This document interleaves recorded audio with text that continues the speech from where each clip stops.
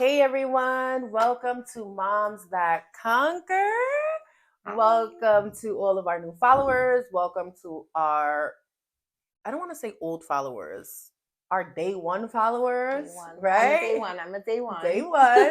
Thank you guys for all of your support. I appreciate you guys. I'll say this in every single video because I just really appreciate the audience. I just love talking to y'all. I love the feedback. You've Right? gotten so much love, So honestly, much. and it's I heart amazing. you So guys. shout out to everybody. I don't know how to do the heart, but I Yeah. heart you guys. I heart Like you the guys. new way that the kids do it. Right. I have no How about idea. y'all do it? But I heart y'all. It's my girl Vanessa here, guys. Hi everyone. Mrs. Trinidad. Okay. Yes. Can I call you that, Mrs. Trinidad? Yeah, or Miss Trini for short. That's what my kids call me in school. Miss Trini. So Miss Okay. Trini. Okay. That flies. And there's a reason why we're saying this, right? Because the topic of conversation today is the importance of education for our children, right? And not just our children, anybody. Yes. Yes, right? And we have with us Miss Trini, who is an 8th grade teacher. My girl is a teacher, guys. A teacher. You're also the coordinator of the science department. Yes. Right? Yes. You recently just got your principal certification. I mean, y'all, the women we surround. Okay, pause. The women I surround myself with, period. Okay, they just a bomb. We got a crew. We got a crew. We got a good crew. Amazing I mean, she's moms. a teacher. She is a teacher. It's not only about moms. Like, look at your success. I'm so freaking proud of you. Like, we're going straight into it. I'm so proud of you. She about to be a whole principal. Okay. Thank you. Hopefully, fingers crossed. It's honestly been like such a pleasure. And middle school is not for everybody. Right. So, but my experience has been truly wonderful. So I love it. I mean, 8th grade. That's an interesting. It's interesting grade. Yeah, it's an interesting year. And I will always say this. I've only ever taught middle school with like a few like brief stints in like elementary and high school briefly, but middle school is my thing. And like I said, it's not for everyone because it's such a tough age. Like kids are like figuring themselves out and like trying to figure out their path. But I will always say that like 8th grade is that year. Maybe you've experienced this with your kids too, where they start to like mellow out and they realize they're not as immature. They're not as immature. They're figuring out, I'm going to go to high school next year, you know, like, and thinking about the next 4 years. After the next 4 years, I'm going to be an adult. I'm going to be out on my own. So I think it like really like settles in. So it's just wonderful to like watch them mature in that age. You must build like a really emotional relationship with some of these kids, right? Because to your point, you watch them grow and then it's like, bye, I gotta let you go. Yeah, absolutely. That's kind of sad. Yeah, my current group of kids, I taught them in 6th grade and I'm teaching them again now. So like they've known me for 3 years at this point. So yes, you definitely develop like very meaningful bonds and relationships with your students. And that's really what makes the teaching experience so wonderful. Like just watching them grow, like both academically and socially and personally. So we're going to get into that too. Because I always have favorite teachers. Like you go to school and you're like, that favorite teacher, that's my favorite teacher. Never a favorite subject because we're not going to go there. But favorite teachers, absolutely. Yeah. And we just had Teachers Appreciation Week. So round of applause for all of our teachers, Miss Trini, and all of you guys that are watching that are teachers. You guys, like the world would not be the world without teachers because we teach as parents, but teachers, right? That's you teaching our child outside of the household. We need you guys. Yeah, it's honestly, when you like break it down, the profession that creates all other professions. Absolutely. So it's like a huge deal, you know. Is. I like to think of it as we change the world like one child at a time. So it's a big deal. So like any teachers that are watching, shout out to you guys because I know like the ins and outs of like teaching every day. It's a hard job. It is a hard job. So it is. We appreciate you all. You mentioned socially, right? So I feel a strong foundation surrounding education really helps our children develop the skills they need to become well-functioning adults, academically, socially, and emotionally. Right? Do you agree? I absolutely agree 1,000%. So what you've said really encompasses what I was like hoping to like come here to say. Like education is it. Like without education, you don't have a strong foundation for anything in life. And I know that a lot of people have different philosophies on education and what that should look like for kids, but I do think that it really is the basis for success, like whatever success might be for you, for any individual, for your child, right? It's not going to look the same, but if you have that foundation, a strong academic foundation and strong socio-emotional foundation, then you will likely be successful in whatever path you choose, right? So I think that hits on what you're trying to say is like, it's the foundation for everything. I never thought about it that way, honestly, until I started doing my research before this segment, right? Because to me, I always thought you hear school and it's like, oh, academics, right? Get good grades, do this, so you can have a successful career and you can grow as a person. But it really impacts people emotionally and socially, right? And that's going to tie us into our first question. So as a teacher, do you feel that a lack of education can impact the child's growth socially? Absolutely, 1,000%. I think that if a child is struggling academically in school, that can absolutely impact their self-perception. So if a child is feeling that, they're just not getting it, or that they're really having a hard time learning or succeeding in any content area, they would obviously start to feel bad about themselves, right? And feel like they cannot accomplish certain things due to this one little obstacle, in their academic journey. So it completely has an impact. And I think that's where, teachers come in, but also like it's a community effort, right? So like parents as well, getting their kids and just being like in tune with your child, I think is so important. You probably have experience with this and like knowing how they're doing in school academically, because that could absolutely impact like their, again, self-perception and how they see themselves. So I think that when, as a parent or a teacher, you're very in tune with the child and like understanding what obstacles they may be facing, whether academic or social, that is a game changer, for kids. And you can support them in that way. I agree. And you hit on a good point, knowing how your kid is doing in school, right? Because I tell the boys all the time, you want to go somewhere? Let me go to the parent portal and see how your grades are doing. Oh, you missed this assignment? The parent portal is where you need to be. Is it? Just take it from a teacher perspective. Like, please, like, check out your kids, like know how they're doing. Reach out to teachers because, we have a lot on our plates, but one of the things that we're responsible for, obviously, is like communicating with parents and letting them know, hey, your child is not doing so great in this XYZ area. But also consider, I have 120 eighth graders that I teach. So it becomes difficult, to like reach out to each individual I can't even balance my 4 kids. She's talking about 120. It's a lot. Yeah. And I mean, again, it's really important for parents to be like involved and just like updated on how they're doing this. I lived through the parent portal. Yes. I lived through the parent portal. I love to hear it. Jonathan, my oldest, he just turned 17. His biggest thing, and I'm like, why is this grade here this way, but this comment is not going to reflect a good grade? That's an old comment. That's a really good question. I'm like, this comment doesn't make sense with this grade. So we need to figure things out. Either your grade is going to drop, or you're telling me the truth that this is an old comment. Right.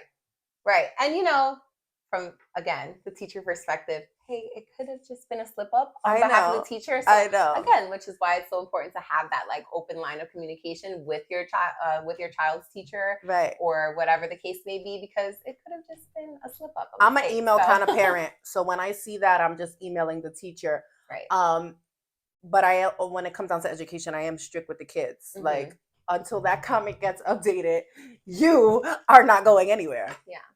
If you're saying it's an old comment, right? So I agree with the teachers. Like, you teach 120 students. So imagine having to comment for every student. Like, That's a lot of work. It is a lot of so work. I know things happen. Right. But things you got to prove to me that that's a wrong comment. Absolutely. But I think the beautiful thing about that, and I value, as a teacher, I value parents like you, right? That are very involved and want to know how their child is doing in school and are on top of it. But what I think that shows is that you prioritize education in your household. And I think that is a huge deal. Education in my household is extremely important. But, and I'm not judging anyone that is the opposite. But I will say, my opinion when it comes down to college, after high school, don't put me in debt if you're not going to be interested, if you're not going to go to your classes, if you're not going to succeed and thrive and do what you need to do. You don't have to go to college, but you will, Jonathan and Jacob, present me with a plan on how you are going to be a successful man in life. If not, you are going to school and we will deal with the debt and you will go to class on time and do what you need to do. So yes, back to the point before I got a little like mommy mode. Education is extremely important to me in this household.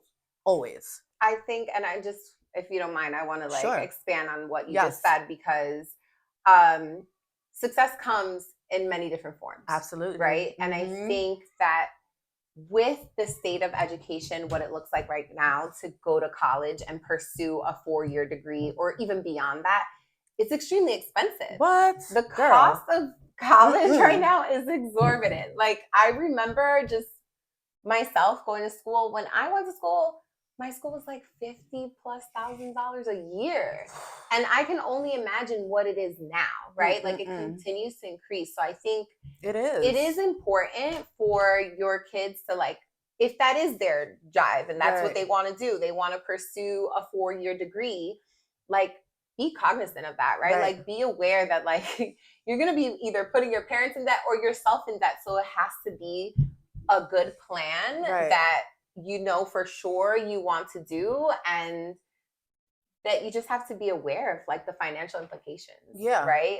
So I think that's amazing that you, like, sat down with them and told them, you know, here's the deal. This is what we're gonna do. This is the reality.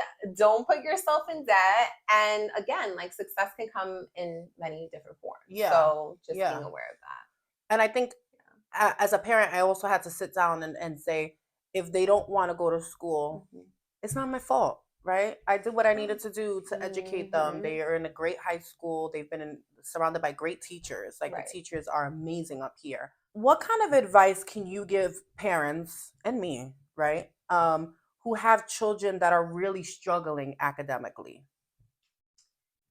So I think that the best advice that I could probably give to parents who have kids that are struggling is to find ways to support them. I know I'm not a parent myself, but I am surrounded by people in my family who have children, and I also always parent 120 children. Yes, I also parent 120 children at school. So, but I know that it can be very difficult, right? Like, between working and all the other things that you have to worry about as a parent, to have to worry about also academically supporting your child. I know that could be, like, a very daunting task, especially if you feel like you're not in tune with the way things are taught nowadays. Like, I know I hear that we're gonna get into that, because let me tell you, I hear that a lot from a lot of parents, like, this new math that they're teaching, like, I can't even help my child. But what I will say is that there are so many resources, right? So, like, beginning with the school, most schools will offer, like, after school tutoring or additional support, right? So, like, being in touch with your child's teacher and just, like, figuring out, like, what are the best avenues for support within the school is where you could start. And then the beauty of that is, like, it's not like you have to come out of your own pocket to like support your kids. There's so many resources that the schools offer, and you don't really know that until you have communication with the schools, because the kids aren't going to tell you. Absolutely. They're not going to tell you. Sometimes I speak to the teachers. I'm like, you guys offer that program? Like, that's amazing. Like, your kid is not going to want to tell you because they don't want to come home and be, like, on an online program. Like, or they don't want to go to after school. It's just like, okay, last period, the end, I'm going home. That's it. I'm done. Right. So I would absolutely say that's, like, the best place to start, because there are so many resources that we utilize within the school to help students improve, whether it's like their reading levels or math skills. So definitely start there. And then I would say, for parents who have the financial means to like seek additional help outside of schools, maybe tutoring, tutoring outside of schools, which I know I think you utilized in the past. Jonathan had a tutor, which happened to be my grandmother. She taught math in multiple countries. So she did tutoring with him, and there was also the other program that we utilized, like a Sylvan or a tutoring site. It was a tutoring site. Yeah. It really helped him. Yeah. He hasn't done tutoring since then. Right.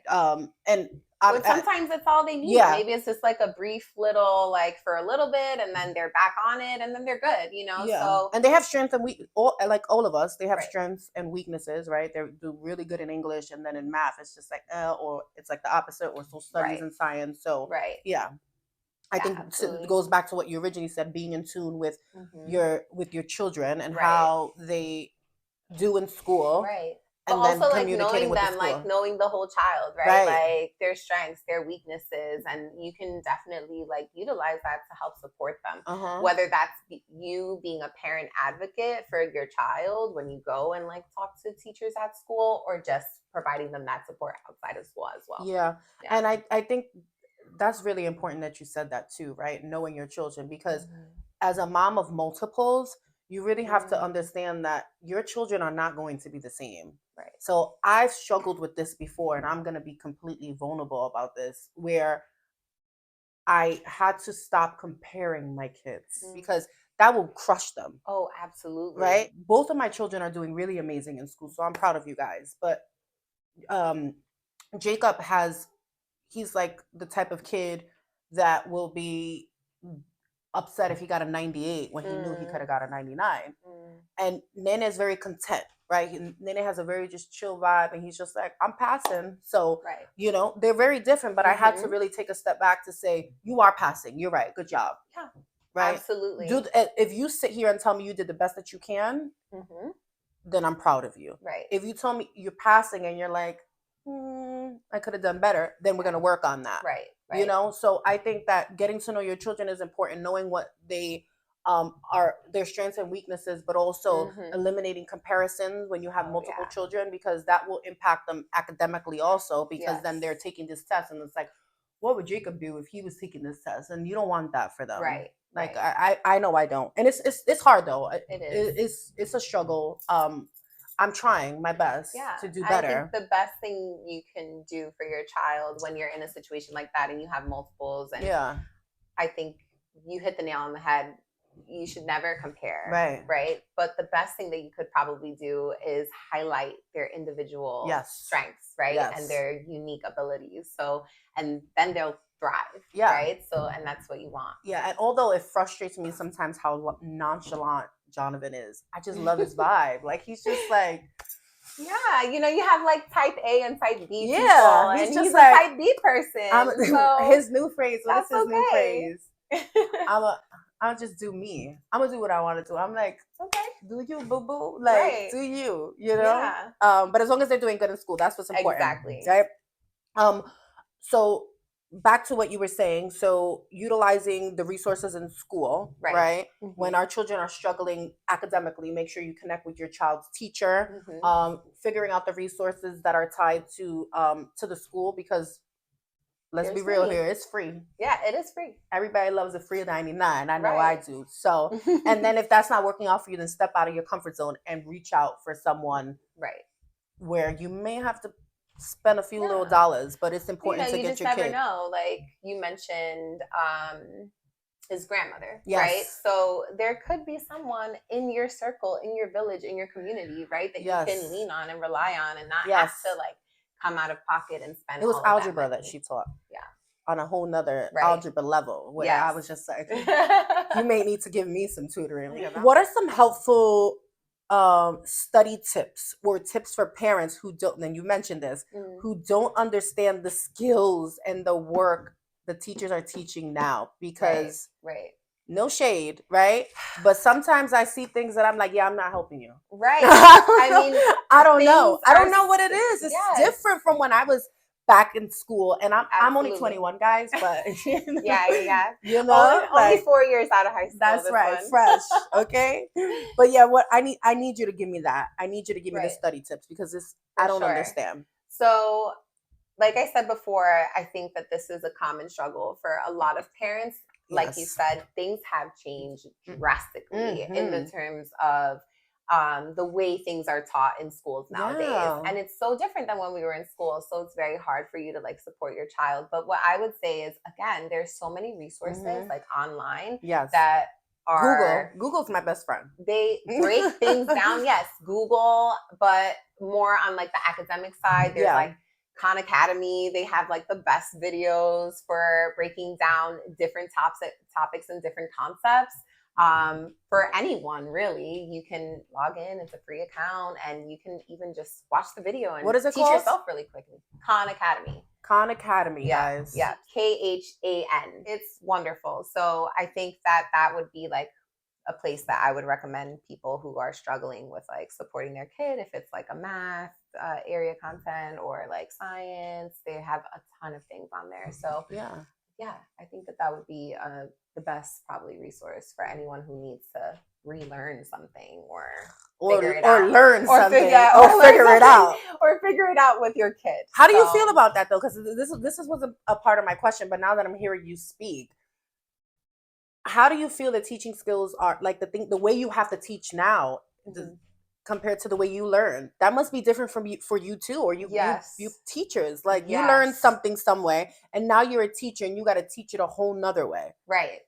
So I think the biggest difference between when we were in school and now is that now there's like this huge push for like upping the levels of like cognition. So like now it's like analysis and like critical thinking, right? A lot of is critical huge thinking. And like teaching critical thinking sometimes can be abstract, right? Like teaching kids how to question certain topics and drive their own learning through their own questioning. So that's much different than when we were in school, because when we were in school, a lot of it was like rote memorization. Like you're just memorizing things and like spewing them out on a test, right?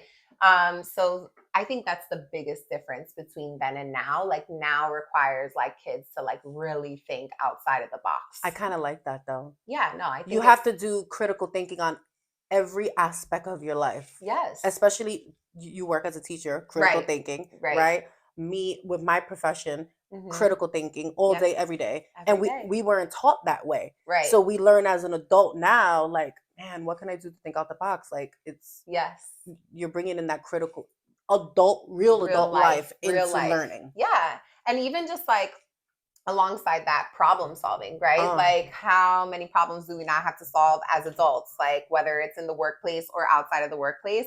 So I think that like really lends itself to like helping children figure it out, right? And problem solve. So I think it's wonderful. I think it's a great thing.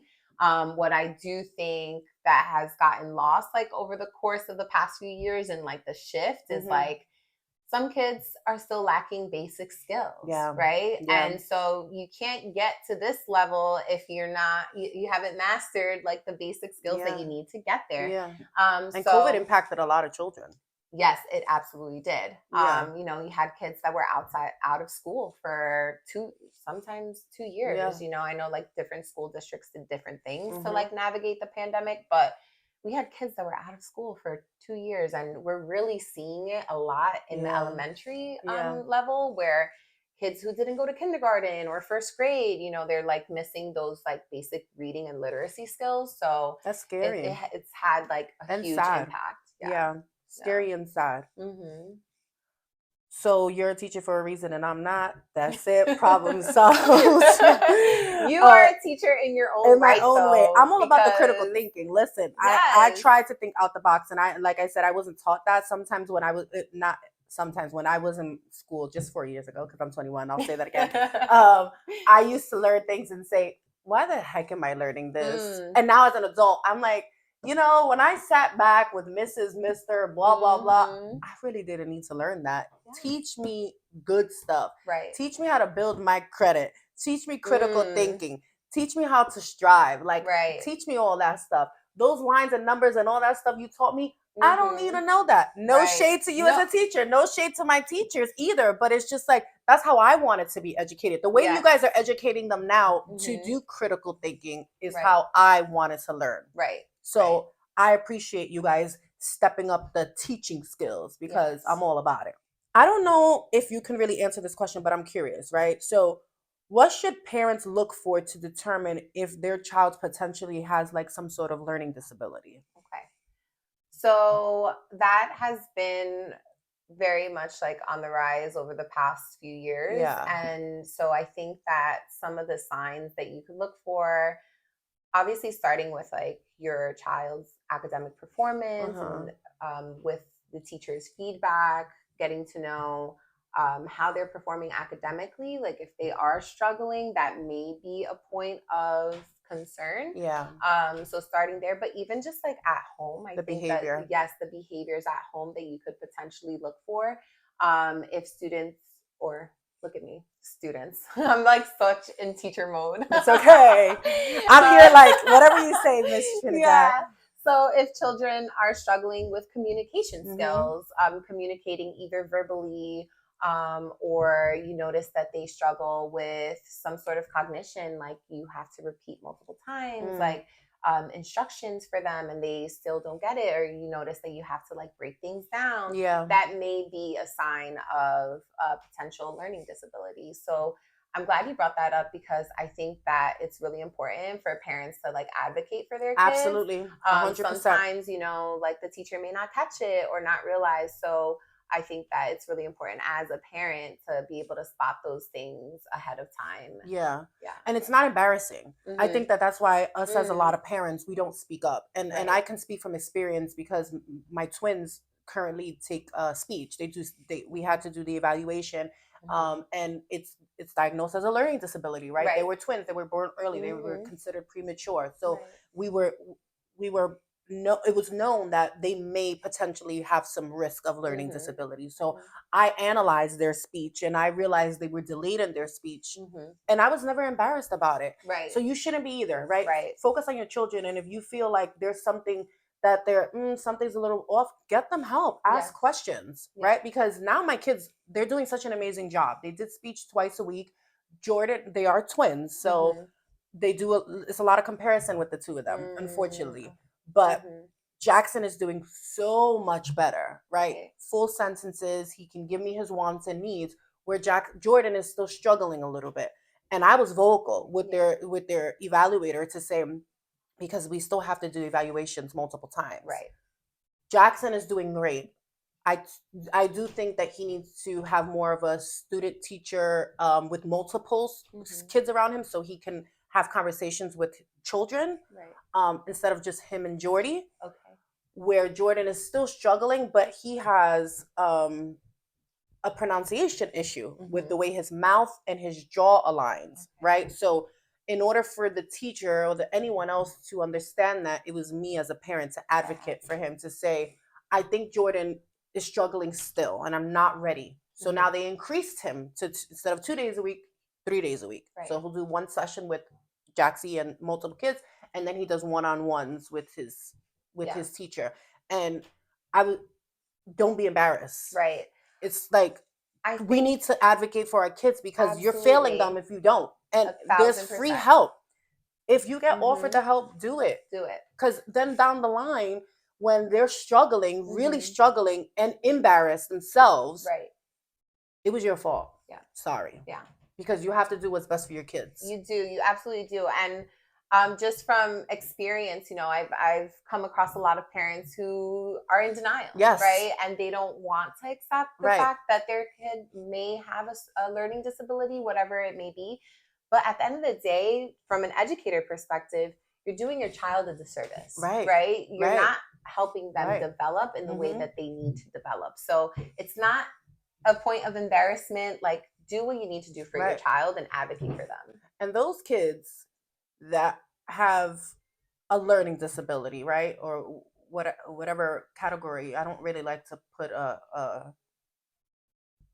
don't know, like I don't really like to So, put it in a special category, but right, those kids are smart. right.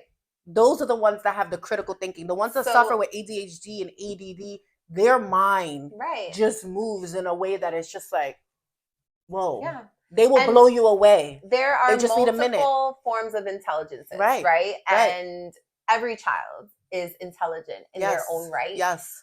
We just have different learning styles Right. and different learning abilities, and we learn in different ways. And I think that's why it's so important to bring awareness.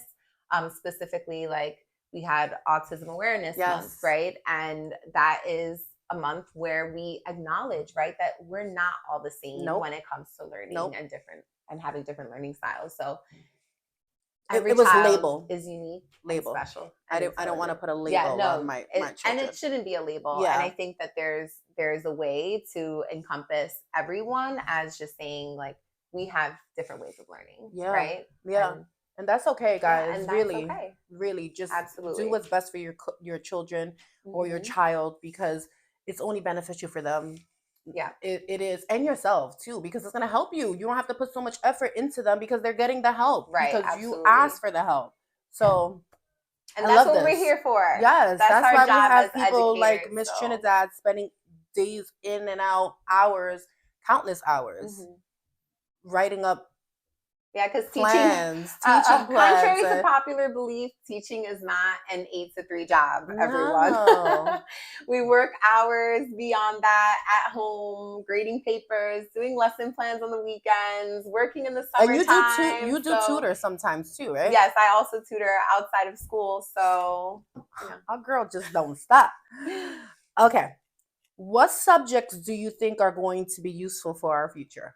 For their future, for the kids' future? I know I had to go there because, you know what I'm going to say. I know what you're going to say, but I'm going to let you just say it. So I'm a science girl, and I think that STEM is the future. So I absolutely believe that that is the content area that we need to be pushing children to excel in and understand, because do you think they focus on it a lot? I don't think. I always hear, when I think education, I think math and English. Right. And I think that that speaks a lot to the state of our education system, right? Science hasn't always been prioritized. Right. Or social studies. Right? They're like kind of been like shunned and like pushed to the side because we're so focused on helping children learn how to read and do math. And math is a part of STEM too, right?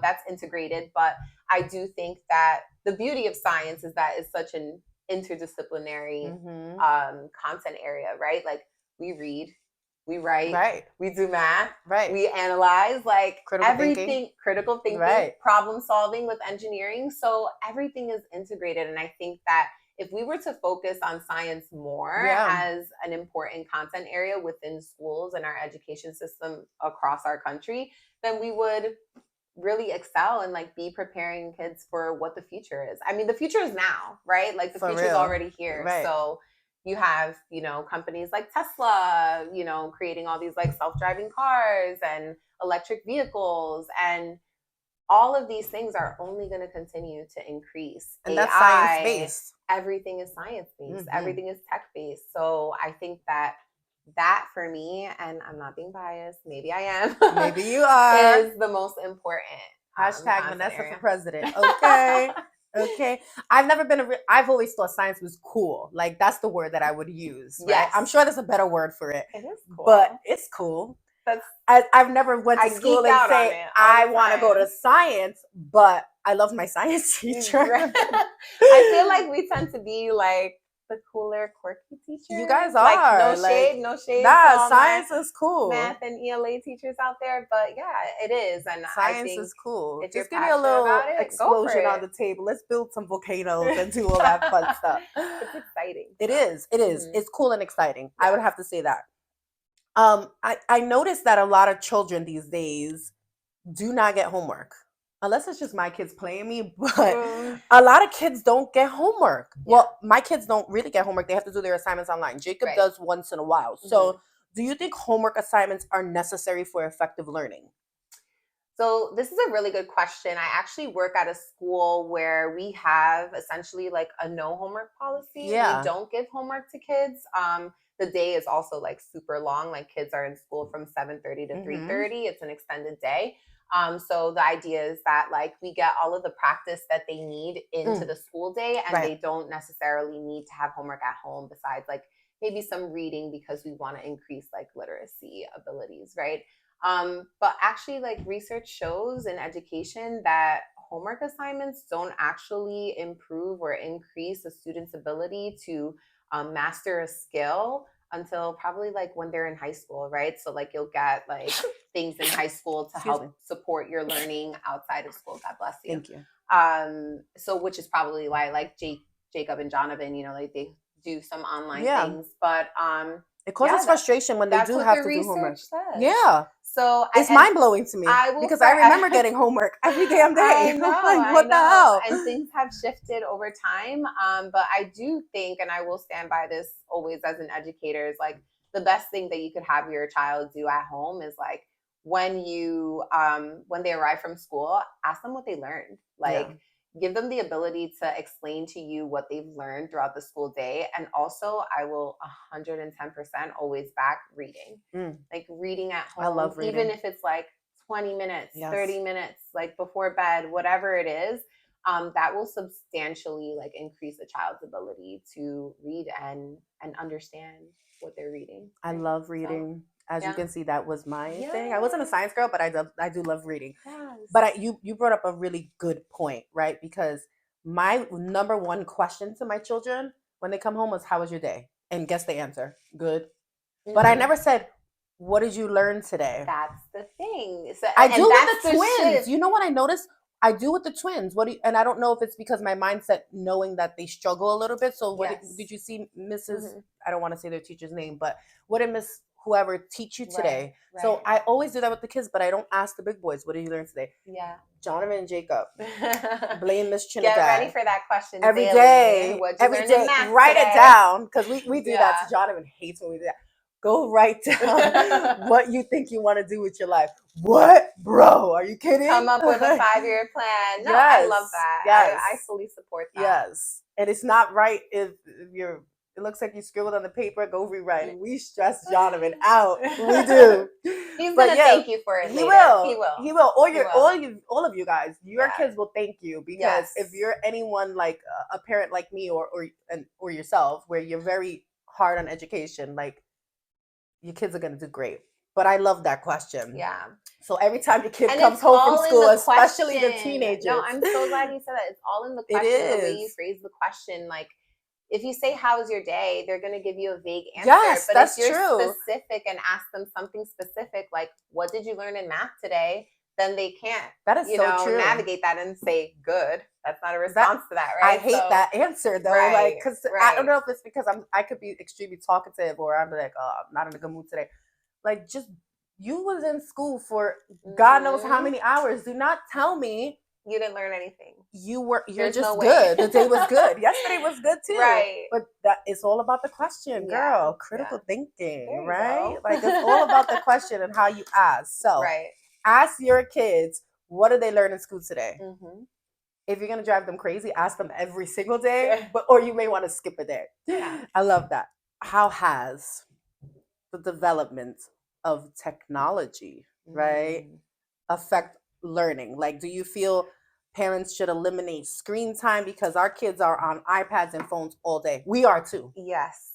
We are too. Ooh, this is a big question. I know. Because you don't want to contradict what you're saying because, like I said, we are too. Yes, we all are. I mean, this I think is my we can baby, all agree right now. If you're watching this on your phone. Right. So, hashtag put it on a TV, okay, so that you can see it bigger. Yeah. Right. That's what Chrissy does. See our faces on the big screen. Make sure makeup looks good. Yeah. Okay. So wow. So this is huge because as an educator, I mean, I've been teaching 12 years. So over a decade at this point. So 12 years and she's only 21, guys. I know. Can you believe that? You're like so fire. Okay, Julie, focus. So I have definitely seen the shift in like students' ability to focus, Right. right? It's changed drastically. Mm-hmm. I feel like when I first started teaching, hey, I could get like the students' attention for like the whole class period. Yeah. Now it's like constant distractions, Off your like phone. very, very short term ability to focus. That's right. Interesting. And I think that research does support that it's due to our screen time, right? Mm-hmm. Like kids are getting so used to being instantly gratified, right? Like instant gratification. I can just scroll on my phone and get the answer to anything. Yes. Or I can quickly watch a video or a reel or something short and quick. Mm-hmm. That doesn't consist of me studying. Exactly. That captures my attention. And I think that it has definitely negatively impacted, right? Like kids' ability to focus on a whole lesson. Yeah. But teachers, over time, we're learning, right? We have adapted and we're getting to know how can we best meet kids like where they're at. So, for example, one of the like hugest game changers for me in the classroom, obviously we have computers and access to that and like online assignments and all that good stuff, videos, simulations online. It's wonderful. But the biggest change for me as a teacher in order to like capture kids' attention has been I created a teacher Instagram account. What? And like, that's now, so cute. I need to follow you. That's huge. Am I allowed? Yeah, please follow me. Yes. What's your at? Shameless plug. At _miss.trinidad_.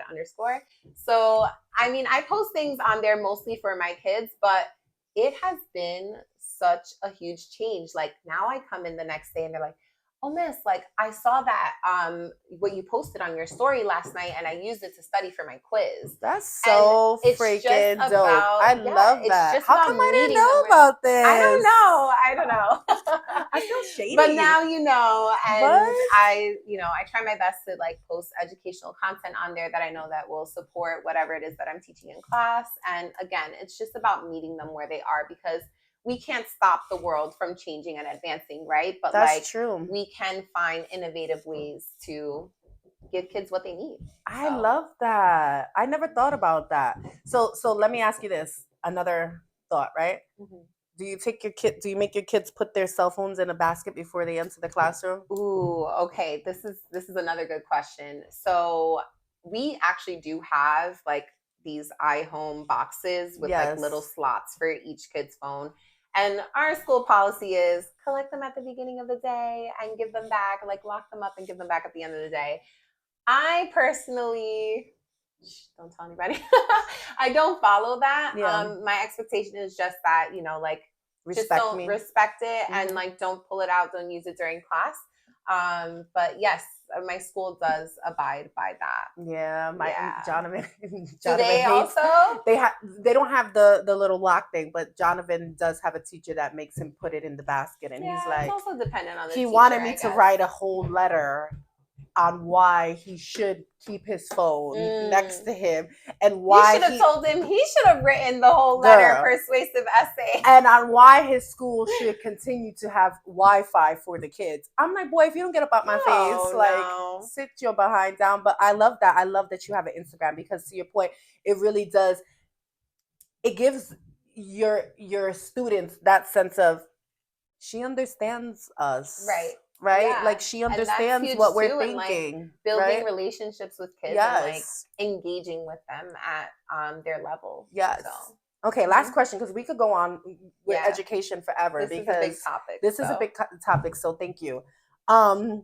This is really going to go back to what I was saying before and what I felt like I should have learned in school, but like credit scores and little things like that. But which subjects or subjects, right, should be taught at school, but they aren't? And keep in mind, I know that you love science and you're totally happy with science, but why? I mean, what subject and why do you think so? Yeah, as an adult. I know you mentioned before, like you wanted to learn about like credit score and like financial planning.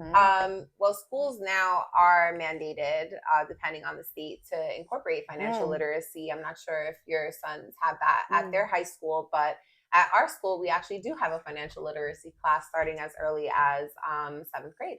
So it is integrated and it is happening.